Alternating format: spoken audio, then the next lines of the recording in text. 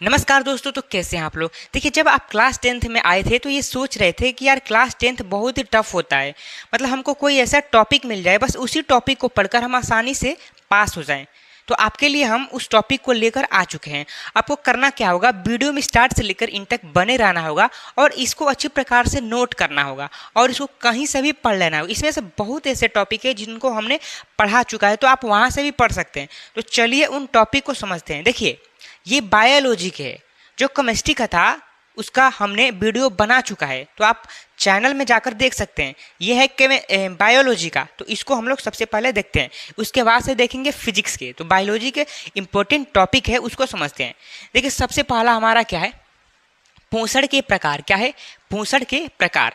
सबसे पहले आपको पढ़ना पड़ेगा कि पोषण क्या होता है, ठीक ना। मानव में जो पोषण होता है वो क्या होता है, एंड पोषण के प्रकार में क्या क्या आता है। स्वपोषी आता है, विषम पोषी आता है, ठीक ना। इसको आपको अच्छे प्रकार से पढ़ लेना है। दूसरा क्या है, प्रकाश संश्लेषण। देखिए, प्रकाश संश्लेषण को आप बचपन से ही पढ़ते आ रहे हैं, तो ये आपको याद होगा। तो ये इसको भी आपको पढ़ना है, ठीक ना। ये 2 नंबर में पूछे जाते हैं।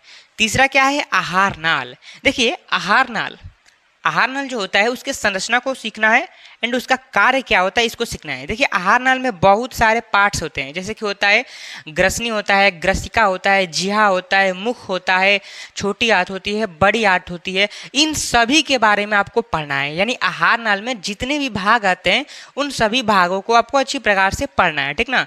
देखिए, उसमें से मेन एक भाग है अमाशय एंड यकृत। देखिए, छोटी आंत, बड़ी आंत, ये भी मेन है, आप इसको भी पढ़ सकते हैं, बट ये थोड़ा ज़्यादा ही मेन है, अमाशय और यकृत, ठीक ना।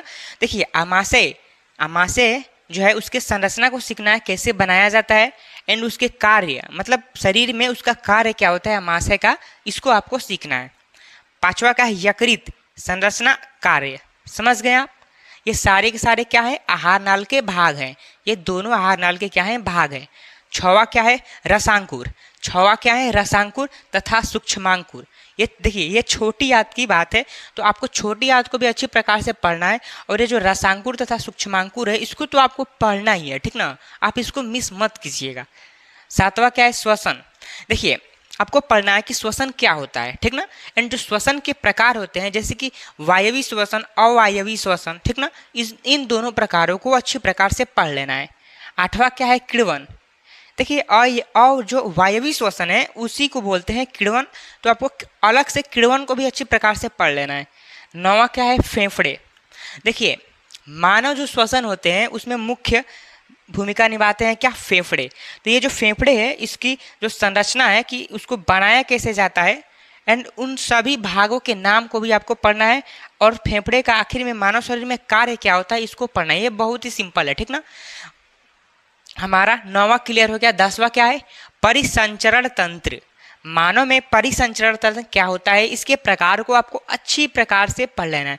देखिए, परिसंचरण तंत्र के जो प्रकार होते हैं वो 2 प्रकार, खुला परिसंचरण तंत्र, बंद परिसंचरण तंत्र, ठीक ना। इन दोनों प्रकारों को आपको अच्छी प्रकार से पढ़ लेना है।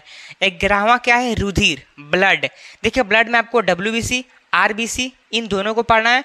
एंड जो ब्लड होता है उसका कार्य क्या होता है, उसका कार्य क्या होता है, वो ऑक्सीजन को पूरे शरीर में परिवहन कराता है, ब्लड को ले जाता है। ब्लड के साथ साथ में बहुत सारे पोषक पदार्थों को भी हमारे शरीर में ले जाता है, ठीक ना। और उसमें बहुत सारी ऐसी सिस्टम होती है, ठीक ना। 12वां क्या है, हृदय। हृदय ये तो मोस्ट इंपॉर्टेंट है, इसको पूछा जाएगा तो 6 नंबर से कम में नहीं पूछा जाएगा, ठीक ना। तो ये आपके लिए बहुत ही महत्वपूर्ण है। इसकी क्या करना है, आपको संरचना को याद करना है और कार्य को याद करना है। इन दोनों को आपको अच्छी प्रकार से याद कर लेना है। समझ गए। 13वां क्या है, लसिका। देखिए, जिस प्रकार से ये रुधिर होता है, ब्लड होता है, उसी प्रकार से लसिका होता है, तो इसके बारे में आपको पढ़ लेना है, ठीक ना। ये 2 नंबर में पूछे जाते हैं, ठीक।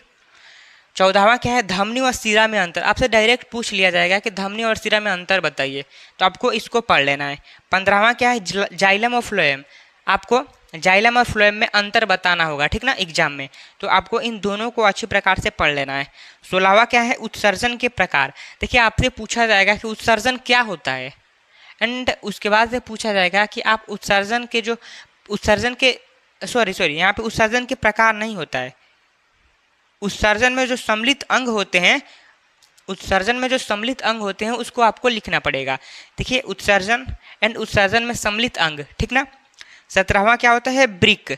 ब्रिक जो होता है, किडनी जो होता है वो क्या होता है? ब्रिक। एंड जो ब्रिक होता है उसके आंतरिक संरचना और बाह्य संरचना को आपको अच्छे प्रकार से याद कर लेना है। क्या? आंतरिक संरचना एंड बाह्य संरचना। देखिए ब्रिक जो होता है वो उत्सर्जन तंत्र का ही अंग है, ठीक ना? उत्सर्जी अंग में यही आता है ब्रिक, समझ गए आप? 18वां क्या है? नेफ्रॉन। देखिए ब्रिक में ही होता है नेफ्रॉन। नेफ्रॉन क्या करता है? ब्लड को छानता है, ठीक। 19वां क्या है? पादपों में उत्सर्जन। अब आपको पढ़ना है कि पादपों में उत्सर्जन कैसे होता है। क्लियर हो गया? देखिए 20वां क्या है? मानव मस्तिष्क। आपको इसको अच्छी प्रकार से सीख लेना है। देखिए ये जो है वो दरअसल एग्जाम में 6 नंबर में पूछे जाते हैं। तो जब भी 6 नंबर वाले क्वेश्चन होंगे, तो अगर बायोलॉजी के होंगे तो आपको उनके संरचना को सीखना पड़ेगा, संरचना को उसमें लिखना पड़ेगा, एंड उसके कार्य क्या होते हैं इसको लिखना पड़ेगा, ठीक ना? डिटेल्स में उस क्वेश्चन को आपको लिखना पड़ेगा। 21वां क्या है? प्रतिवर्ती क्रिया, ठीक ना? 22वां क्या है? ग्रंथिया। 23वां है हार्मोन क्या है। आप ये देखिए ये छोटा टॉपिक है, ठीक ना? हार्मोन क्या है, बट इसको एग्जाम में मतलब 80% चांस है कि पूछ लिया जाता है, ठीक ना? 24वां क्या है? मुकुलन। अगर आप पिछले कई सालों के पेपर को उठाकर देखते हैं तो उस पेपर में इसको पूछा गया है कि मुकुलन क्या होता है, पुनरुद्भवन क्या होता है, ठीक ना? कायिक प्रजनन क्या होता है, इसको भी पूछा गया है, ठीक ना? अब आता है हमारा 27वां क्या? पुष्प की संरचना। इसको भी पूछा जाएगा, तो 6 नंबर में पूछा जाएगा, ठीक ना? तो देखिए पुष्प की संरचना, देखिए इसके नाम में ही क्या है? पुष्प की संरचना।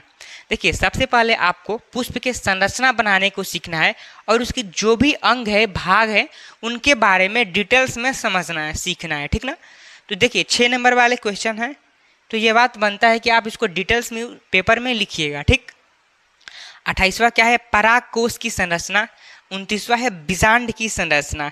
देखिए इसको तो नहीं पूछा जाता है, बट आप इसको याद कर लीजिएगा, ठीक ना? पूछा जा सकता है। 30वां क्या है? निषेचन क्या होता है, मानव में निषेचन क्या होता है, ठीक ना? 31वां क्या है? नर जनन तंत्र। ये जो है वो बहुत ही महत्वपूर्ण है, आपको मालूम होना चाहिए कि जो नर जनन तंत्र है वो बहुत ही महत्वपूर्ण है। 32वां क्या है? मादा जनन तंत्र। ये भी बहुत ही महत्वपूर्ण है क्योंकि इसको 6 नंबर में पूछे जाता है, ठीक ना? 33वां क्या है? शुक्राणु। मानव जो स्पर्म है, जो मानव स्पर्म है, इसके बारे में आपसे पूछा जाएगा, ठीक। 34वां क्या है? परिवार नियोजन कैसे कर सकते हैं, अपने परिवार को सीमित हम लोग कैसे कर सकते हैं, इसी प्रक्रिया को बोलते हैं परिवार नियोजन। उसके बहुत सारे घटक होते हैं जिनको आप अप्लाई करके परिवार नियोजन की क्रिया को सफल बना सकते हैं, समझ गए? 35वां क्या है? एड्स।